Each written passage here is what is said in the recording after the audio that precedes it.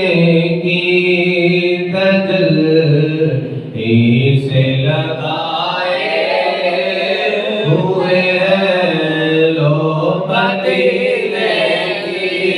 तजल्ली से लगाए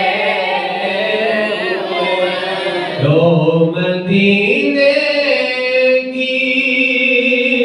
तजल्ली से लगाए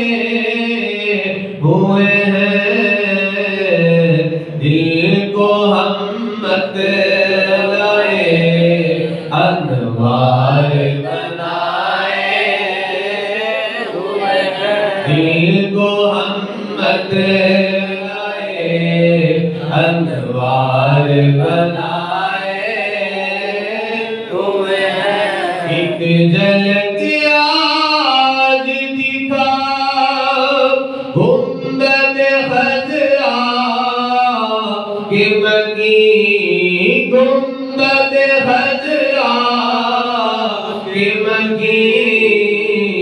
कुछ भी है दूर से दीदार को आए हुए हैं कुछ भी है दूर से दीदार को शेख कामल पीर तरीक़त रहबर शरीयत पीर नूर मोहम्मद चिश्ती रहमतुल्लाह अलैह आप फरमाते हैं मैं हुजूर दी बारगाह विच गया ते 3 दिन मैं शेर पढ़ता रहा शर्म इसियां से अब सामने जाया नहीं जाता सुभान अल्लाह 3 दिन तक आते ने तो मैं रोंदा रहा ते पढ़ता रहा कि या रसूल अल्लाह केड़े मुंह दे नाल मैं गया शर्म इसियां से अब सामने जाया नहीं जाता क्या ये गम है कि तेरे शहर में आए हुए हैं क्या ये गम है कि तेरे शहर में आए हुए हैं आंदरे चौथे दिन कर्म होया ते इजाजत मिली ते फिर मैं सरकार दी बारगाह में जा दी सुभान अल्लाह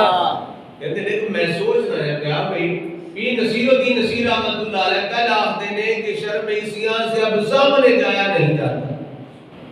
वे है ना गुनाह ने शर्म आंदी भी सामने नहीं जान होता ते जिस वेले अगे मक्ताब ने लिखा है क्यों ना पलड़ा तेरे अमाल का भारी हो नसीर क्यों ना पलड़ा तेरे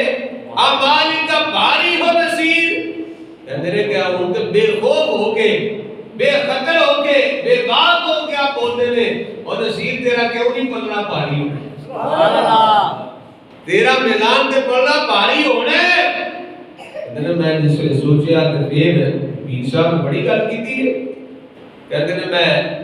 बाबू सलाम तो दाखिल हो गए देखते इतना एक मेहराब दे उत्ते सरकार ने हदीस पाक लिखी सरकार ने फरमाया मेरी शफाअत मेरी उम्मत दे बड़े-बड़े गुनाहगारां दे वास्ते है सुभान अल्लाह मैंने समझ आई कि पीर साहब ने हुणे इस गल पे आप देने वे नसीब तेरा क्यों नहीं पलड़ा भारी होना ना अगली गल भी दसी है क्यों ना पलड़ा तेरे आमाल का भारी हो नसीब अब तो मीज़ान पे सरकार भी आए हुए हैं अब तो मीज़ान पे सरकार भी आए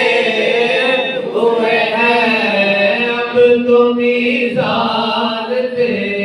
सरकार